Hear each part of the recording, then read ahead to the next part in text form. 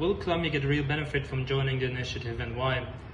To be honest, I think it's just another step in boosting the trade power of China, because China is already importing a lot to Colombia, which is around $18 billion last year, which created a trade deficit negative for Colombia of around 16 billion US.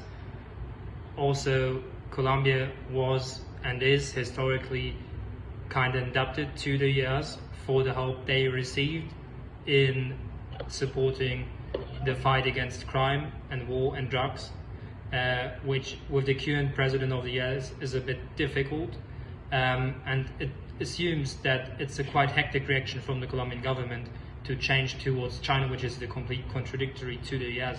And in my opinion, it shows more like a sign of missing long-term strategies in regards to trade and economics, which the Colombian government obviously doesn't have. I don't fully agree with this statement, even though we have a good commercial relation with the US people and has brought to our country a lot of economic opportunities.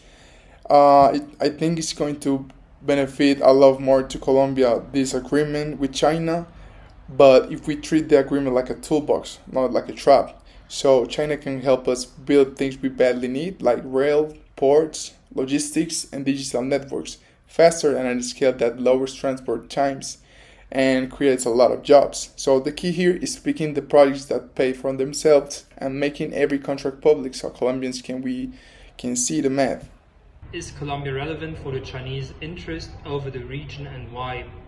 I don't think it's that important, because it's the 22nd country in the LATAM region which joined the Belt and Road Initiative. It's the 150 worldwide, so it can't be that important.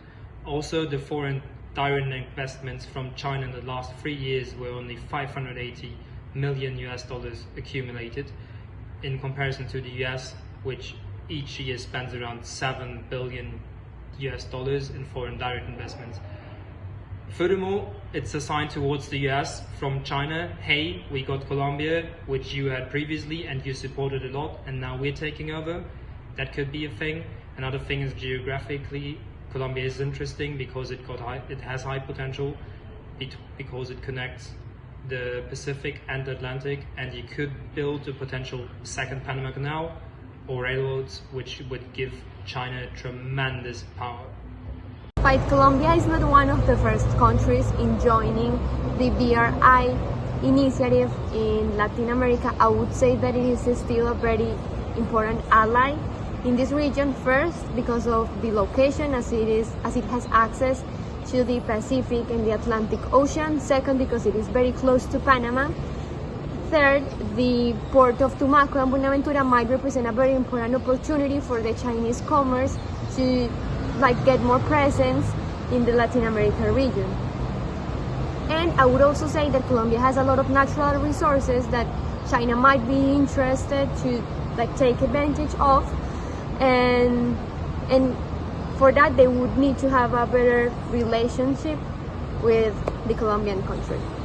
What is your point of view regarding that most of the LATAM countries that went to the convention did get a visa exemption, but Colombia did not get it?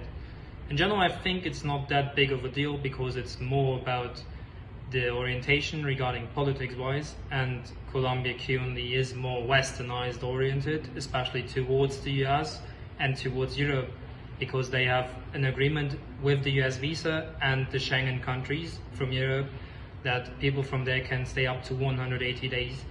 A lot of other countries need visas even for short-term visits, and that's why I think it's completely fair that China didn't open the visa exemptions for the Colombian people as well. Yes, I think we should not overread it. I think we should trust the whole process. So if we keep the projects moving, improving the trust with the Chinese people, and show progress, I think there's going to be a lot more beneficial, that we should start focusing on the things that doesn't matter at the time. So if we get better logistics and a lot of new market access, we can later look for easier travel. But now we should focus on the positive side that brings this agreement. The US did push Panama to leave the project, and they did not renew the agreement. What do you think could happen with Colombia? I think the US have two options. Either they go full force and attack mode and say, hey, we increase the tariffs drastically and you will bleed because you joined forces with China, which is the big enemy of the US currently, besides Russia. Or they go the smooth way and say, hey, we're offering you like good trade options to join us and come back and be very helpful. But with the current president, I think it's going to be the hard attack way. That the US would have the negative reaction, then this can also be an important opportunity for Colombia in terms of being able to diversify their partners in the region.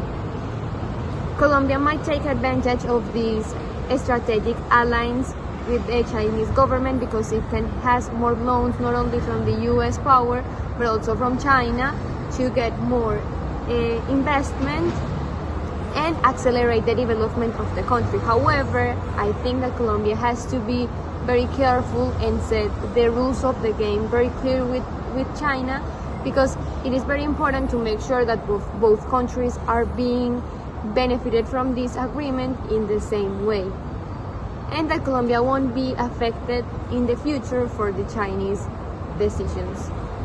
Can any emerging country market being part of the new Silk Road project and get any real benefit without being pushed to transfer the control of the resources to the Chinese government?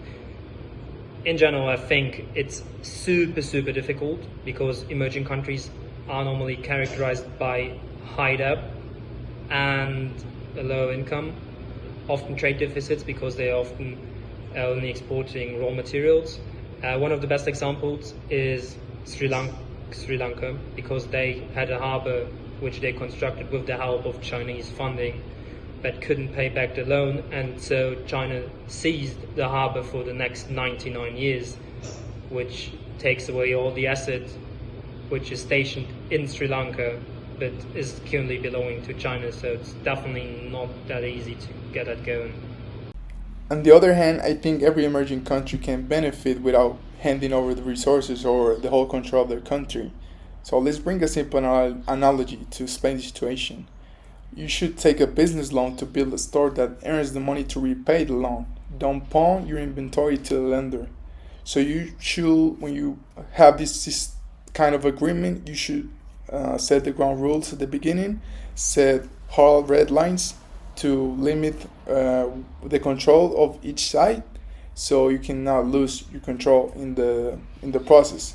So in this case, no loans backed by oil, minerals, or custom revenue, and keep the project revenues in Colombian banks under the Colombian law, so Colombia still have the control over the whole resources. What is your general perception about the project, considering the amount China has given to the countries, but also considering the debt level that emerging countries must commit with, most of the times being not able to afford it? I think that's part of China's strategy, to be fair, like giving a lot of loans to high critical important infrastructure like airports, ports in general, highways, mining activities and oil production, all the things which China uses and wants to get the majority and wants to control worldwide. China is currently, or since years and decades, trying to establish a lead in maintaining control of the world logistics, and they already managed to get hold of 129 ports worldwide, which is a lot. And the risk is there that if they invest in Colombian infrastructure, especially critical ones like the ones I mentioned, that they will take over because Colombia won't be able to afford the interest or pay back the loans. And so in the end, the Colombian population won't gain anything from these developments. I would say that this is not only a matter of China trying to take control over the world logistics, because this is a very important opportunity to cooperate with other countries and also establish Colombia as a very reliable partner for the Asian continent and strengthen those relations. And Colombia is having a very important issue in terms of infrastructure. The cost of transportation in Colombia is almost the double than in other countries of Latin America, and it makes the Colombian companies less competitive than foreign companies. Having better highways, better routes connection can decrease the cost on transportation and boost the Colombian competitiveness.